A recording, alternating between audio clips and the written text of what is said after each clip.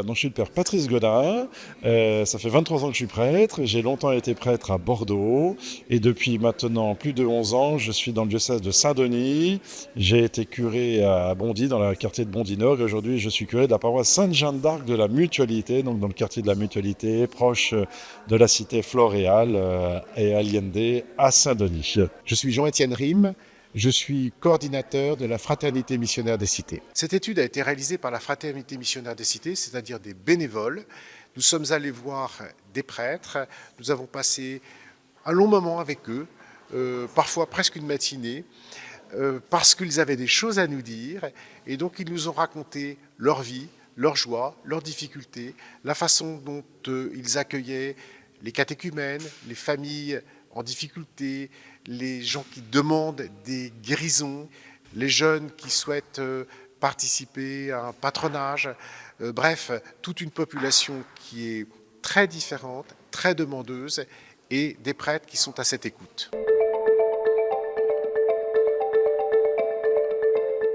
La joie. La joie des prêtres qui sont dans les quartiers populaires.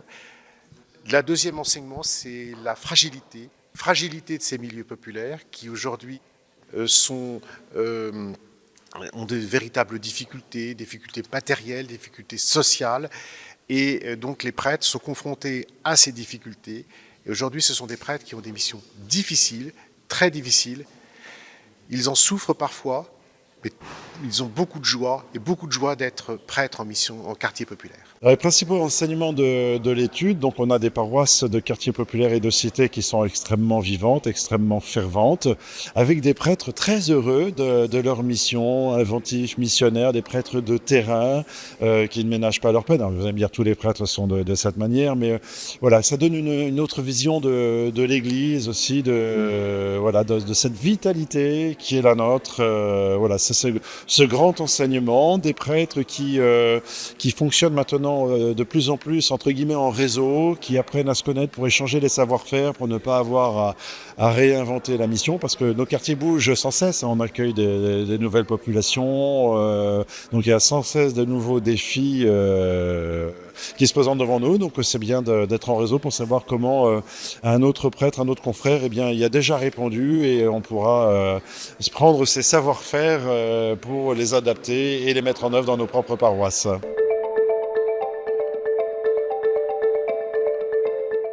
Ça fait 11 ans que je suis dans les quartiers populaires et donc je découvre bien cette dimension entre guillemets sociale du prêtre.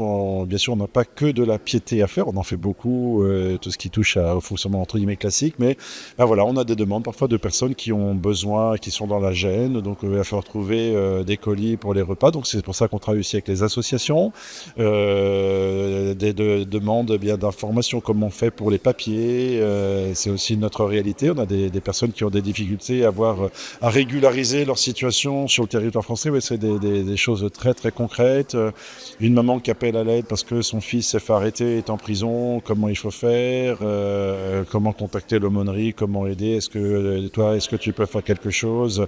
Oui, ça c'est du très très concret, c'est pas du quotidien, mais c'est très fréquent quand même. Voilà, donc voilà, ce sont des exemples auxquels nous sommes, comme prêtres des quartiers, devons y faire face vraiment fréquemment. L'action sociale, elle est de tous les jours.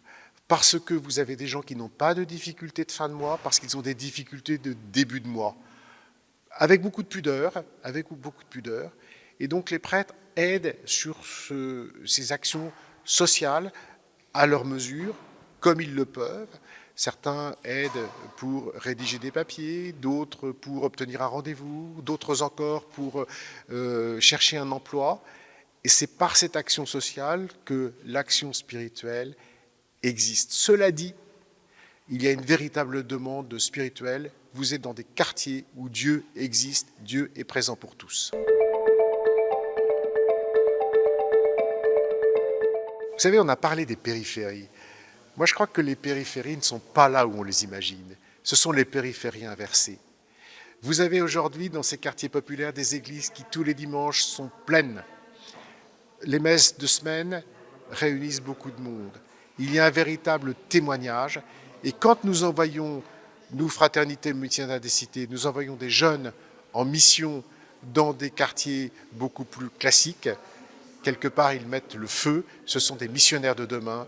Les quartiers populaires, ce sont les missionnaires de demain. Eh bien, vraiment cette vitalité. Vraiment la mission, les artisans de paix, oui, nous sommes des endroits, vous savez, dans nos quartiers, quand il y a des quantités de nationalités qui cohabitent, quantité de cultures, de différentes religions, mais voilà ce message, la vie en commun est possible.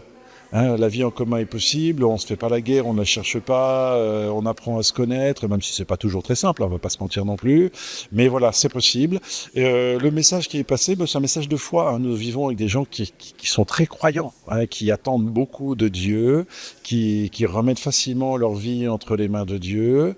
Un message de joie aussi. Moi, j'aime beaucoup rencontrer des populations qui pourtant traversent des galères, en ont traversé des très durs, mais qui se sont décidées pour la joie, qui se laissent pas abattre et qui, dès qu'ils en ont l'occasion, laissent éclater leur joie. Et ça, c'est vraiment, ça nous fait du bien.